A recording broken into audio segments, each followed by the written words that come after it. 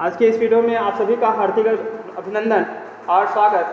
आज हम पुनः फिर से अध्याय 4 पदार्थों के पृथक्करण के अंतर्गत हम पृथक्करण की विधियों को बारे में जानेंगे। आइए स्क्रीन पर देखते हैं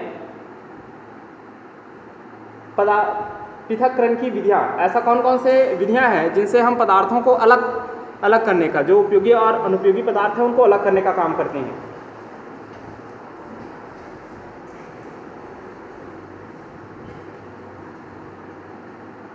तो किसी भी जो मिश्रण है उनके अवयवों को अलग अलग करने के जो गुण हैं उनको हमको जानना अलग है, कौन कौन से गुण उसमें उस मिश्रण में मिश्रित है।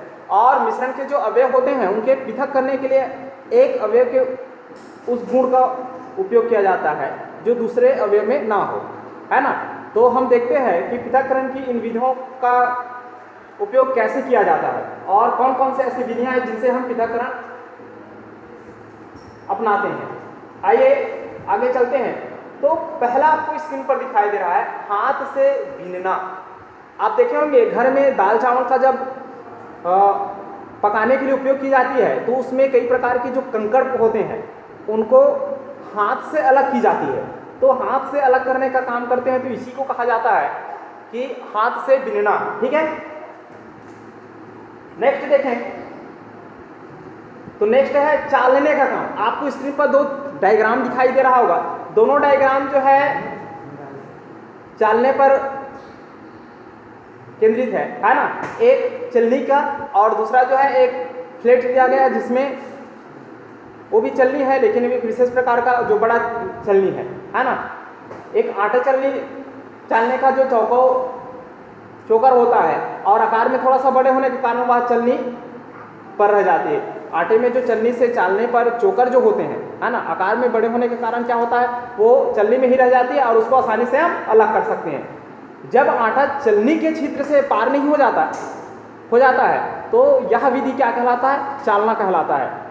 तो इस सिद्धांत का जो उपयोग कर हम भवन निर्माण करते हैं, तो भवन निर्माण के लिए जो रेत होता है ना, बारीक रेत को अलग करते हैं और जो बड़ी बड़ी रेत जो होता है उसमें कंकड़ उनको अलग किया जाता है। तो रेत को चालने जो उपस्थित हो वो पत्थर अलग हो जाते हैं, बड़े जो पत्थर हैं जिनका उपयोग नहीं की जाती है। ठीक है, आगे इसमें छोटा स्क्रीन पर इसमें बताया गया है कि आटा जो चालने से जो लाभदायक चोकर मिलते हैं आटे से अलग हो जाते हैं और रोटी जो है बनाने में पूर्व आटे को चालना उचित नहीं होता है। ठीक है, लेकिन नुकसान जो है अलग हो जाते हैं। फिर भी इसमें कीड़े मकोड़े है उसको चालना अति आवश्यक होता है। आगे इसमें देखें, अगला जो विधि होता है, अगला विधि है उड़ावनी या फुकना विधि। इसका आमतौर पर घरों में जो किसान लोग होते हैं अपने खेत खलिहानों में जब फसल की कटाई होती है, कटाई के बाद उसका मिसाई करते हैं। तो मिसाई करने के बाद जो है उसमें जो भूसा होते हैं, है ना, उस भूसे को धान से अलग करने के लिए इस विधि का प्रयोग करते हैं। आप घरों में देखे होंगे पंखे का, वर्तमान में अभी पंखे का उपयोग की जाती है और पंखे के माध्यम से की जाती है। अब तो हार्वेस्टर, थ्रेसर, ऐसा नए नए उपकरण आ गए। ये सारे उपकरण जो है विज्ञान का ही देन है और नए उपकरण के कारण जो है इस प्रकार से नई नई तकनीक अपनाई जा रही है। लेकिन पूर्व में क्या करते थे, इस प्रकार से उड़ावनी जो विधि होती थी उसमें आप डायग्राम पर देख रहे हैं कि एक स्टैंड लगाया हुआ है, टेबल जो है, टेबल के ऊपर जो है एक किसान खड़ा हुआ है जो धान और भूसा का जो मिश्रण है उसको पकड़कर और हवा का दिशा के अनुसार से वो गिराने का काम कर रहा है। जिससे क्या हो रहा है, ये भूसा जो है अलग हो रहा है और जो हमारा उपयोगी चीज़ है धान है वो अलग हो जा रहा है। तो इस प्रकार की जो धान और भूसे से अलग दो प्रकार के अलग अलग ढेर बन जाते हैं, है ना। और ये पूरा विधि जो है उड़ावनी विधि कहलाता है। ठीक है, आइए नेक्स्ट जो विधि है उस पर चर्चा करें।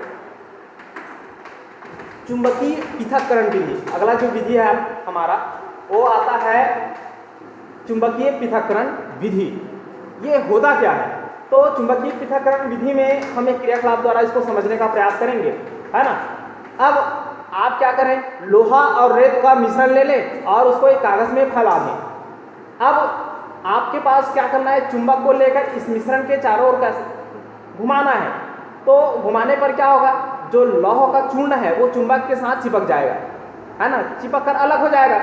और यह क्रिया तब तक दोहराना है हमको जब तक आपको ना लगे कि हमारा रेत में जो मिश्रण लोहे का है वो लोहे का मिश्रण अलग नहीं हुआ है, तब तक आपको क्या करना है, घुमाते रहना है। रेत कागज पर ही रह जाएगा और जो लौह का चूर्ण है वो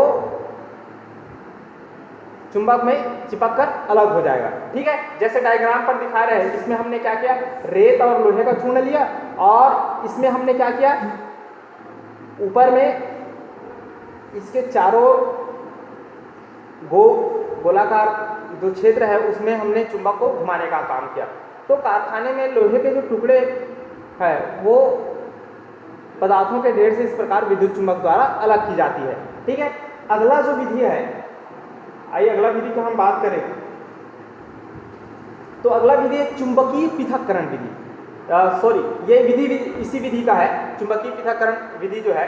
और इस प्रकार से भी बड़े बड़े जो क्रेन होते हैं उनके द्वारा जो चुंबकीय पदार्थ होते हैं उनको अलग की जाती है। ठीक है, तो ये एक नया उपकरण है और यंत्र है जिसके माध्यम से हम बड़ी बड़ी जो वस्तुएं होती हैं उसको अलग की जाती है, और ये विद्युत चुंबक का एक उदाहरण है। अगला है निथारना। ठीक है, कौन सा विधि, निथारने का विधि। आमतौर पर मैं किसका छोटा सा उदाहरण दूंगा। हम क्या करते हैं, जब नदियाँ तालाब में जाते हैं या कोई काम करने जाता है, पास में नदी या तालाब है, तो उसमें हमको पानी की जो स्रोत है पता है, तो पानी को जब अपने जो बर्तन होते हैं उसमें लाते हैं, तो लाने के बाद क्या करते हैं, उसको हम थोड़ा सा उसमें जो गंदगी है उसको बैठने देते हैं, और बैठने के बाद जो अनवांछित कण है उनको बैठने देते हैं।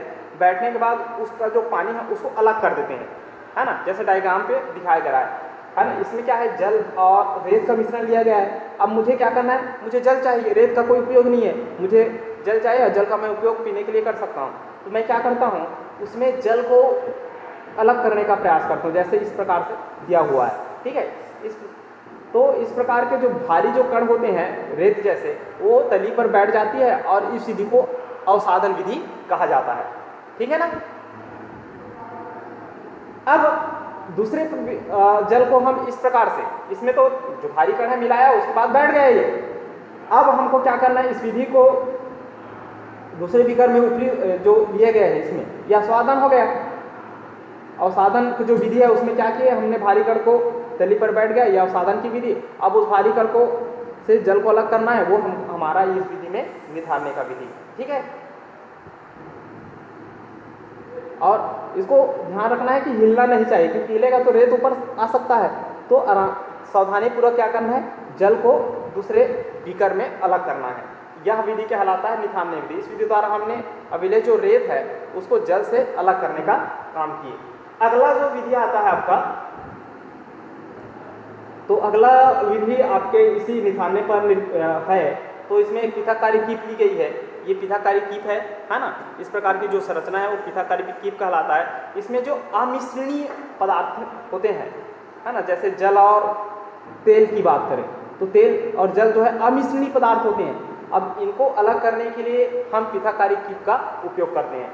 तो इसमें क्या करना रहता है, एक बीकर में जो रखे लगभग समान मात्रा में पानी और तेल का मिश्रण कांच के छड़ के साथ हिलाएं और इससे थोड़ी देर स्थिर छोड़ दें, और बीकर को ध्यान से देखें क्या तेल और पानी आपस में मिलते हैं, है ना। दोनों तरफ को अलग अलग पर्दे बना लेते हैं।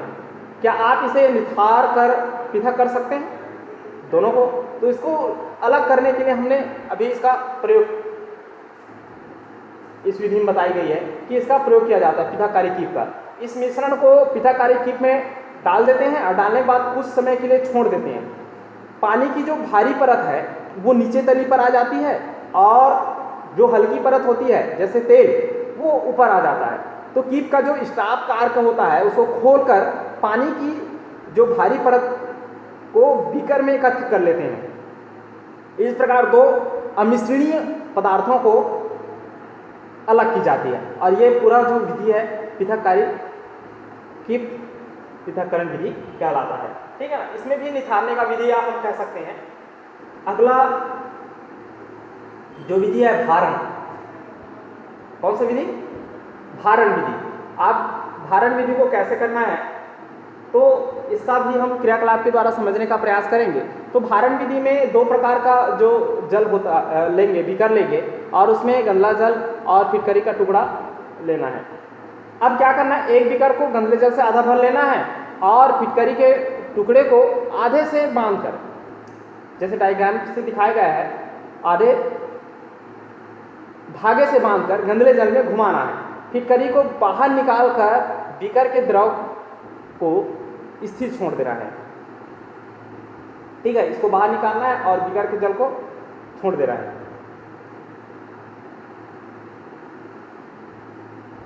ठीक, अब फिटकरी को बाहर निकाल कर द्रव को स्थिर छोड़ देना है और 5 से 6 घंटे बाद आपको क्या करना है, उस जो गंदला जल होगा देखना है कि साफ हो गया, क्योंकि जल में उपस्थित जो मिट्टी के कण होते हैं वो फिटकरी के कारण भारी होकर बीकर की तली में बैठ जाता है और यह भारण विधि कहलाता है। ठीक है, मेरे ख्याल से आप लोगों को ये समझ में आ गया होगा। तो अगला जो विधि है देखें, अपकेंद्रण विधि। कौन सा विधि? अपकेंद्रण विधि। तो अपकेंद्रण विधि में क्या होता है, हम पत्थर लेते हैं और पत्थर को एक मोटे धागे से बांध देते हैं। बांधने के बाद धागे के सिरे को पकड़कर पत्थर को अपने सिर के चारों ओर घुमाते हैं और घुमाने पर हमको जो हमारी हाथ है उसको कुछ बल का अनुभव होता है। तो पत्थर क्या करता है, वो हाथ को बाहर की ओर खींचने का प्रयास करता है।